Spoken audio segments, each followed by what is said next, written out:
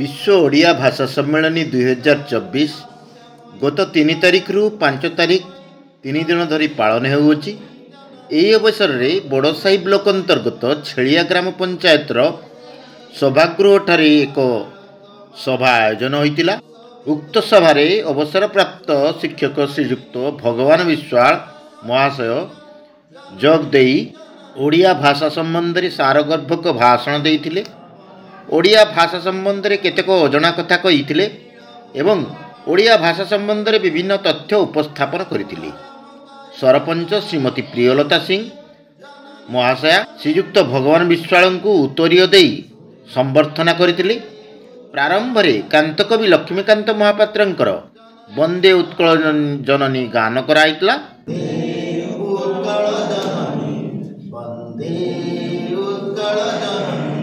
भाषा सम्मेलन 2024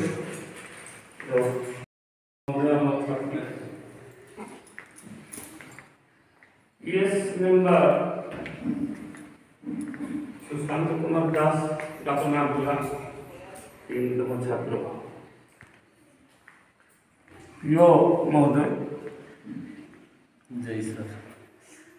ए पंचायत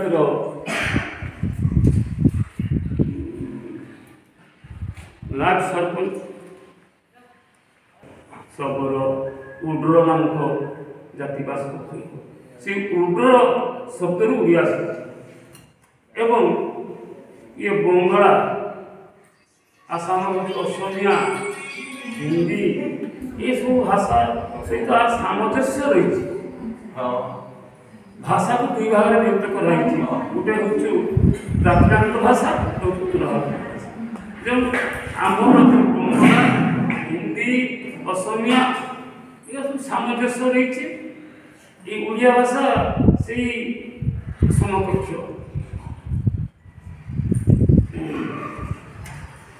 जे ओडिया भाषा केते सृष्टि है कहली बर्तमान पाखु जिते कपिलेन्द्र देव थे उपाधि था बिहश्री गजपति नवगति कन्या कलेश्वर विराजीवर कपिलेन्द्र देव समय कवि थे कि सुब्रमण्य सारा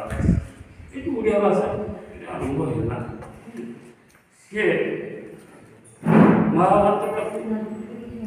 रचना करते विभिन्न चौतीसा चौपदी रचना है पंचसखा जुगर मध्य जुगर पंचसखा जुग मध्य जुगर पंचसखा जुग मैंने ना मध्य जुगर पंचसखा मैंने होती बलराम दास जगन्नाथ दास अनंत जशवंत स्वरवंत इत्यादि एम ओडिया भाषा को खूब उन्नति करते आसला आमर जे सनसेट लो जिते है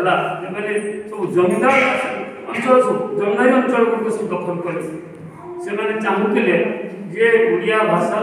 को विलोप करिसा दखल कर संबलपुरटा थिला मध्य प्रदेश हिंदी भाषा प्रचलन थिला सेठी गंगाधर मेहर पंडित नीलमणि विद्यारत्न इत्यादि मधुबाबू प्रचेषा फल जे मध्य प्रदेश संबलपुर अंचलटा ओडिशा को आसला सेपरी मधुबाबू चेष्टा करते केमतिका ये कौन मराठा मानकर इंग्रेज मानकर पुलिस सुप्त ओडिया जाति की उठा मधुबाबू 1903 उत्कल सम्मेलन गठन करते मयूरभंज महाराजा श्रीरामचंद्र भंज यही सम्मेलन सभापति करते एतद्वधित सी पालाखंडी राजा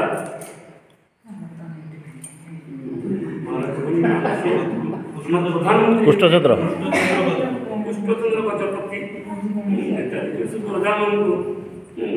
ସାହାଯ୍ୟରେ ସେ କରିଥିଲେ ଏବଂ ଯେତେବେଳେ ପ୍ରଥମ ଗୋଲଟେବୁଲ ବୈଠକ ବସିଲା ବିଲାତରେ ଦ୍ୱିତୀୟ ଗୋଲଟେବୁଲ ବୈଠକ ବସିଥିଲା ସିଏ ନିଜେ ନ ଯାଇକି ନିଜେ ଯାଇପାରିଥାନ୍ତେ କିନ୍ତୁ ଗଜପତି କୃଷ୍ଣଚନ୍ଦ୍ର ରୁହଙ୍କୁ ସେ ପଠେଇଥିଲେ ତାଙ୍କର କ୍ଳାନ୍ତ ଚେଷ୍ଟା ଫଳରେ ଓଡ଼ିଆ ଭାଷାଭାଷୀ ଅଞ୍ଚଳ ହେଇଥିଲା କିନ୍ତୁ ଭାଗ୍ୟର ବିଡ଼ମ୍ବନା ନାହିଁ ଯେ 1936 ମସିହା ଏପ୍ରିଲ 1ରେ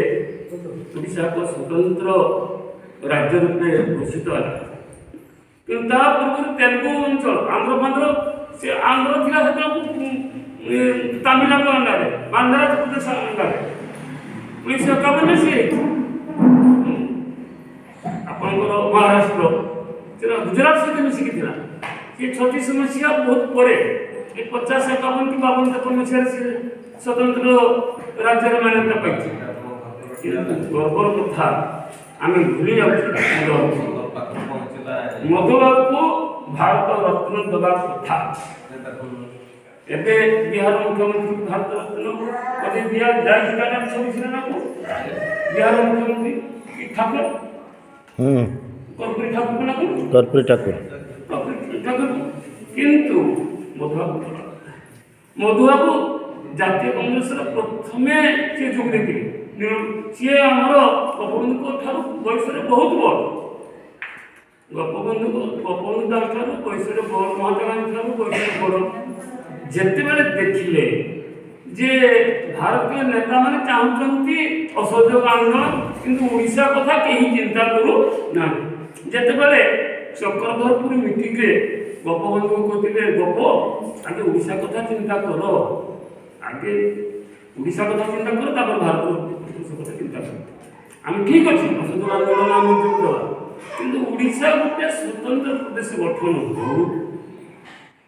ଓଡ଼ିଆ ବୋଲି ଏକ ଭାଷା ସ୍ୱତନ୍ତ୍ର ରହୁ